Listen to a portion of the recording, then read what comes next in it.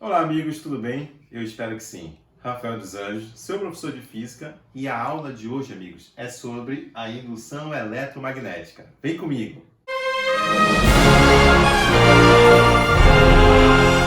Amigos, no ano de 1920, foi descoberto que quando uma corrente elétrica percorre um fio condutor de eletricidade, nele surge um campo magnético, ou seja, corrente elétrica produzindo campo magnético. A partir desse momento, alguns cientistas começaram a tentar buscar explicações para saber se poderia ocorrer o fenômeno inverso, ou seja, campo magnético gerar corrente elétrica. Tudo bem? E isso é possível sim, gente. Certo? Após anos de tentativas e erros, um cientista chamado Michael Faraday consegue explicar isso experimentalmente. Ou seja, campos magnéticos podem gerar correntes elétricas. Tudo bem? E hoje, gente, esse fenômeno chamado indução eletromagnética, ele é muito aplicado nas grandes usinas geradoras de eletricidade, como as termoelétricas, as hidroelétricas e as usinas nucleares, por exemplo. Tudo bem?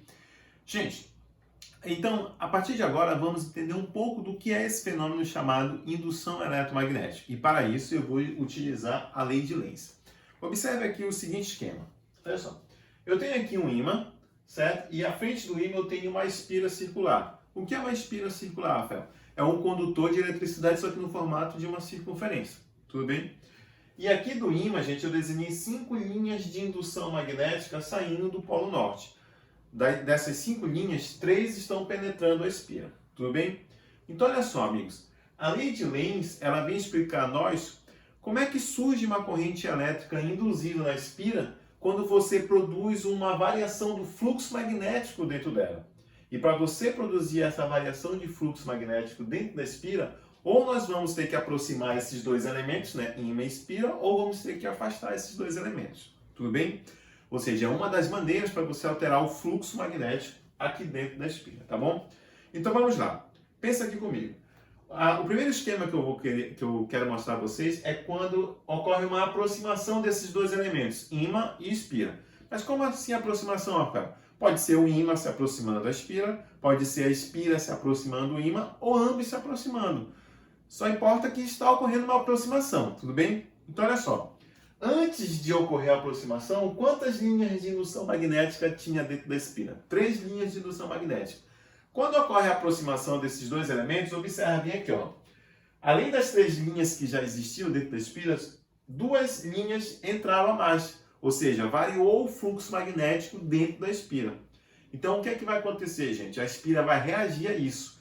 Né? Como ocorreu um aumento de linhas de indução dentro da espira, a espira também vai criar um campo magnético que vai ser chamado de campo magnético induzido, tá bom? Esse fluxo de magnético que entrou a mais na espira vai ser chamado de fluxo indutor, e esse fluxo magnético que surge na espira vai ser chamado de fluxo induzido, tudo bem? Só que, amigos, simultaneamente ao surgimento desse fluxo induzido na espira, vai surgir uma corrente elétrica na espira. Usando a regra da mão direita, eu posso saber qual é o sentido dessa corrente elétrica na espira. Então, presta atenção. A regra da mão direita diz o quê? Ó? Os quatro dedos acompanham as linhas de indução magnética, mas no caso é do fluxo induzido, tá bom? Então eu vou pegar esse lado da espira aqui, ó. Vai entrar aqui por trás e vai sair aqui na frente, ó. Olha o polegar onde indica o sentido da corrente elétrica, ó. Nesse sentido aqui, ó. Certo? Então quando ocorre uma aproximação do polo norte de um ímã na espira, vai surgir uma corrente elétrica no sentido anti-horário. Tudo bem, amigos? Sim ou não? Certo? Mas observe uma coisa aqui muito interessante. Se esse fluxo induzido está saindo aqui da frente da espira, então pensa comigo. Concorda que a espira está criando um campo magnético? Então ela está se comportando como se fosse um ímã. Então vai haver na espira agora um polo norte e um polo sul. Como aqui na frente da espira as linhas do fluxo induzido estão saindo, ó, então a frente da espira vai se comportar como se fosse o quê? Um polo norte. Aí olha só um esqueminha aqui para você entender legal. Ó. Observe que aqui na espira, né, é como se tivesse surgido um polo norte aqui, ó, esse N da palavra norte, tudo bem? Ou seja, o norte do ímã, gente, está vendo o norte de quem? Da espira. Está aqui o sentido da corrente, ó, sentido que anti-horário, ó, tudo bem? Mas, Rafael, deixa eu ver se eu entendi. Se na frente da espira é o polo norte do ímã, e na frente da espira surgiu um polo norte, então entre o ímã e a espira não vai haver forças de repulsão, Exato, entre o ímã e a espira vai ocorrer agora forças de repulsão. Tá, Rafael, mas não entendi. Como é que pode esses dois elementos estarem se aproximando se entre eles está surgindo forças de repulsão magnética? É aí que tá, gente, ó. Essa energia a mais que é fornecida para o sistema se aproximar, né? Essa energia é fornecida por um operador.